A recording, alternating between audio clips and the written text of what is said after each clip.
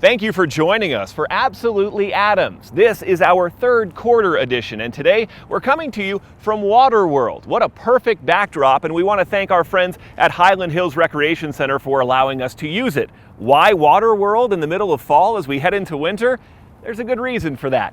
Sheriff Mike McIntosh has selected this as the new location for Operation Freebird on November 14th. I mean, take a look around. Look at this parking lot. It is ideal for all of the assistance fares and everything that is included in Operation Freebird. And we're going to have much more on that coming up in just a moment. But first, we want to show you an innovative approach to paving county roads.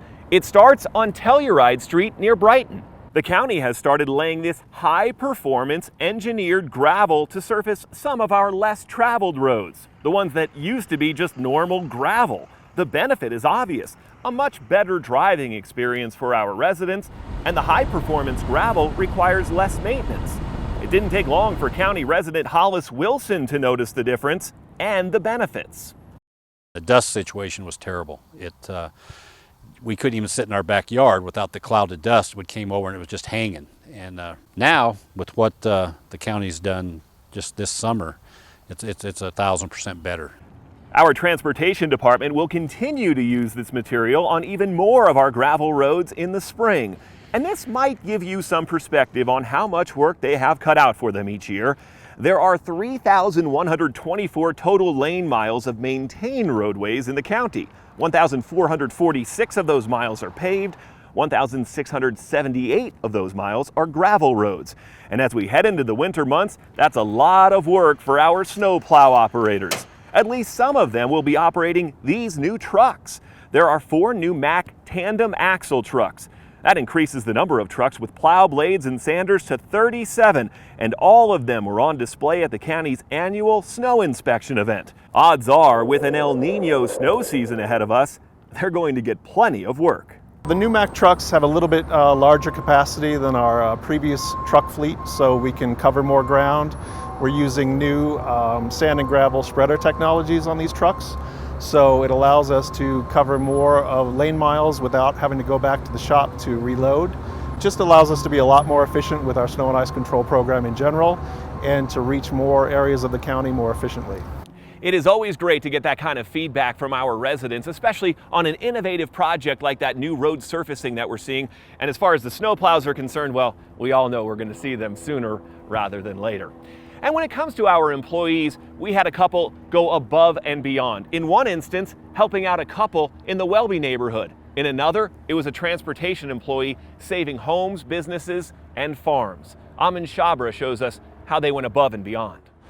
The county is here to help you. I work for these people. Call it right place, right time. It's nice to impact someone's life in a positive way and make their day, make them smile. Adams County government has found themselves in that situation not once, but twice in the past few months, and the results have been life-changing, not only for the employees, but especially those they serve. It's just wonderful to have some kind of real help. People like Donald Reed Duba, who's retired, but still employed full-time at home, faithfully taking care of his wife, who suffers from late-stage Parkinson's disease coupled with dementia. A situation only made more difficult by the aging swamp cooler on the outside of the house, which was struggling to even function, let alone keep the house cool enough for his ailing wife. You know, it's devastating while you're trying to deal with your loved one and then trying to figure out how can I go do this or who do I call for this. Adams County Community Development. But help was on the way thanks to the Adams County Community and Economic Development Department, and it started with a simple building inspection by Christine Molina. He came on out and we were talking about his re-roof and said this weather really affects my wife. This heat is, really plays a toll on her. I let him know he could contact the county and see if maybe we could assist him in getting a new unit. And he went on to tell me that that was the best news he's heard in a while. Christine then put Donald in touch with Claudia Barnes, who helped him not only get a new air conditioning unit put into his house. That was put in very quickly within 24 hours.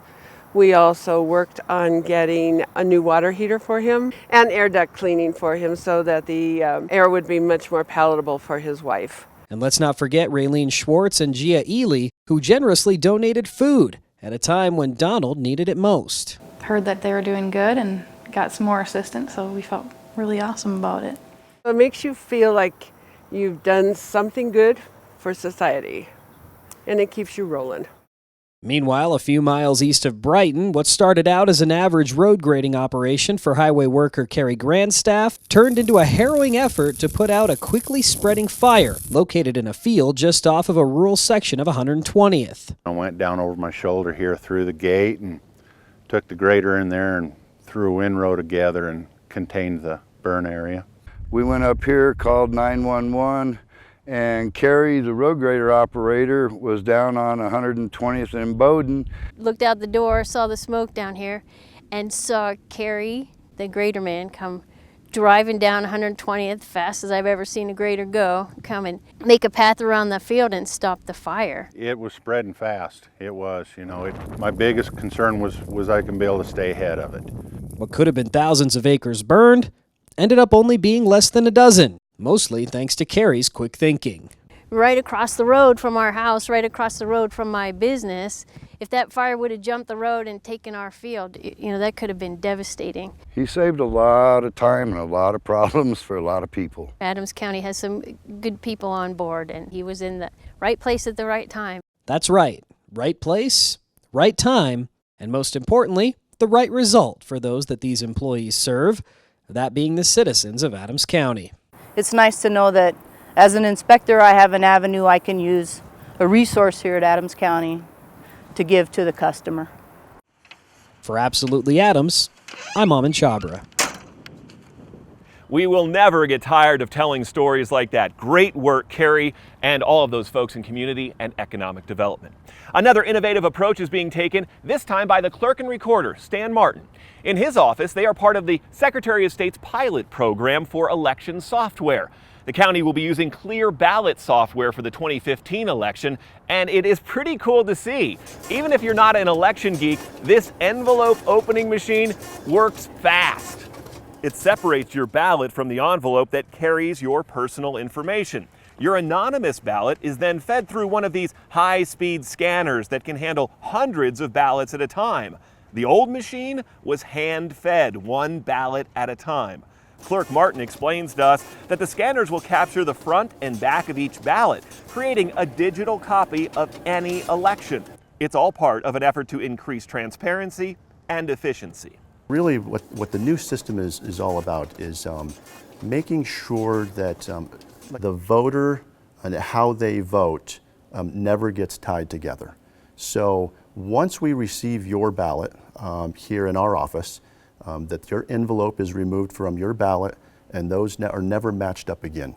So from a voter anonymity standpoint, the new systems and the new processes that we put in place are going to make that much more effective for us moving forward.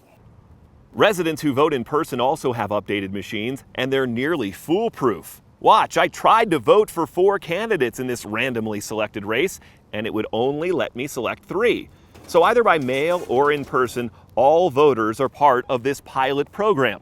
Clerk Martin is going to provide feedback on how the pilot program worked for his team, and he will also be part of the working group with the Secretary of State's office as they eventually select the election machines and software that the entire state will use during next year's much more high-profile election in November. Innovation is also at the core of the program our treasurer Bridget Grimm is using to make your life a little easier.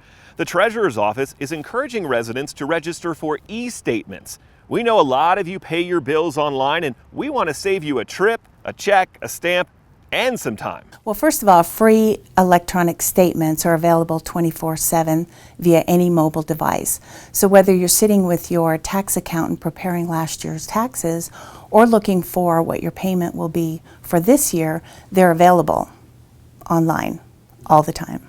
You can find out more information by contacting the treasurer's office. Just find that information online at adcogov.org.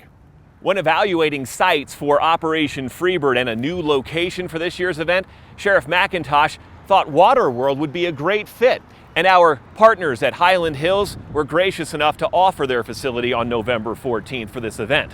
It's a place that really offers a lot of advantages. Gives us an opportunity to spread out, gives us also an opportunity to put everybody on the same blacktop. so that we ensure safety for everybody that's going to be attending, whether they're driving or whether they're walking to the event. This amazing community outreach event has been running for more than a decade now, and you should certainly make plans to join us November 14th from noon until 4 p.m. The Sheriff's Office will be joined by a number of partner agencies for dental screenings, flu shots. There'll be live music and a lot of family fun. Make sure that you use this entrance here near 88th and Pecos when you come to Operation Freebird this year. Our Sheriff's Department gets a lot of emergency response calls, but an exercise at our Front Range Airport was designed for a completely different group of emergency responders. This was the scene at the county-owned airport in September. Several area emergency response agencies worked with Buckley Air Force Base personnel on an exercise that tested how the military and local responders can work together. The thankfully fake disaster in this case featured a scenario where a private plane collided mid-air with an aircraft from the base. We have a mock aircraft that's been put on fire, and all fire teams have had chances to practice on that and put that out. It's a great opportunity for us to execute and practice our relationships with local first responders. This time of year, these trees are all losing their leaves, but during the summer, any tree you can find at Waterworld is a commodity because you get the shade that comes with it. In the mountains, however, they're dealing with the emerald ash borer, something a lot of you have heard about, but it hasn't made its way to Adams County just yet. Experts say it's really only a matter of time before it spreads, but there are steps that all of us can do to help prevent the spread. We learn more this week in the garden.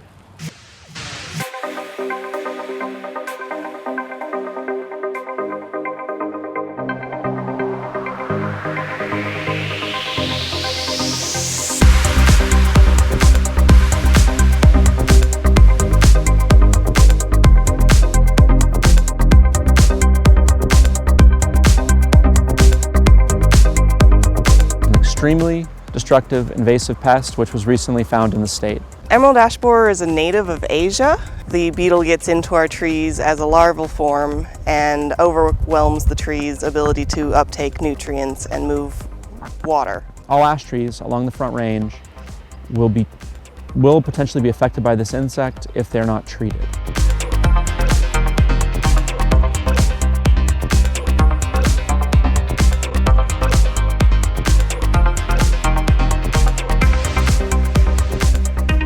The general rule of thumb, if your tree is over about 10 inches diameter at breast height, so about that big, then you need to have a professional treat it. The treatments that you can purchase yourself as a homeowner are not going to be very effective once your tree's larger than that.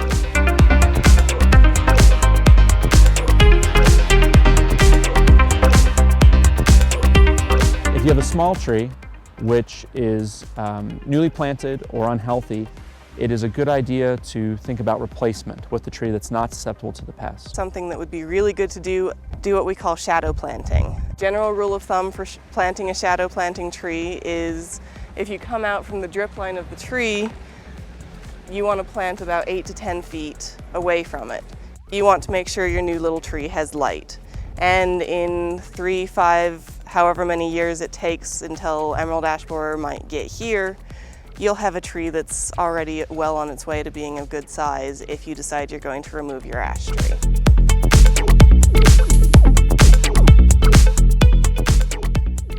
Emerald ash borer is unique compared to our native borers in that it leaves a D-shaped exit hole.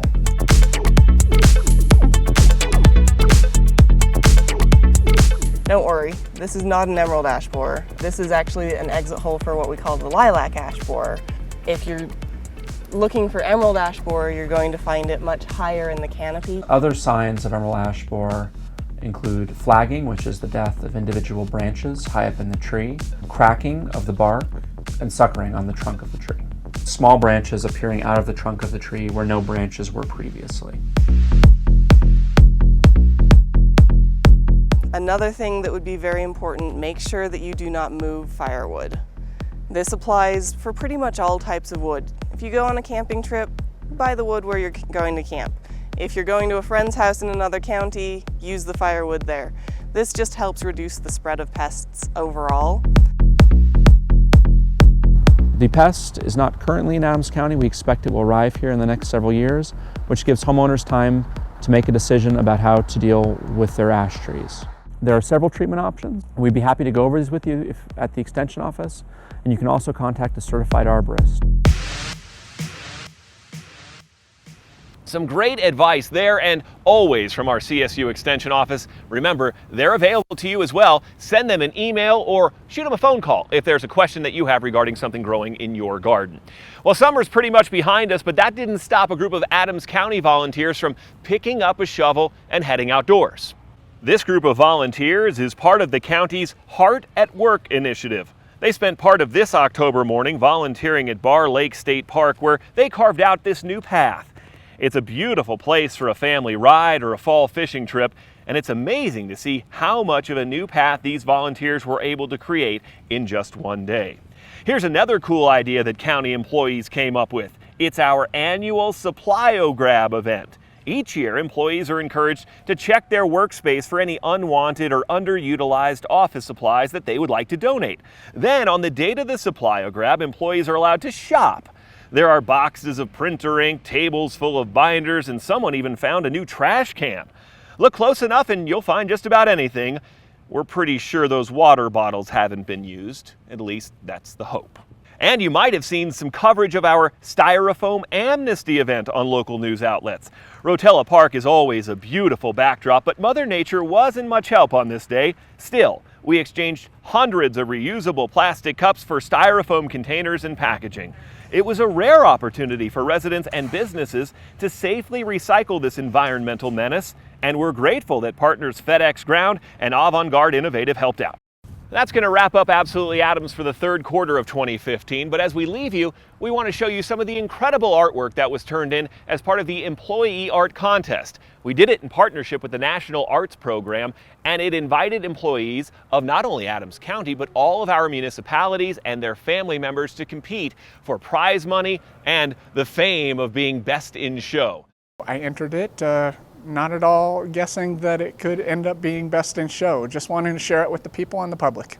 Some incredibly talented people. We want to thank all of them, and we certainly appreciate all the feedback we got on this unique program. I'm Jim Seidlecki from the Adams County Public Information Office. Thanks for watching.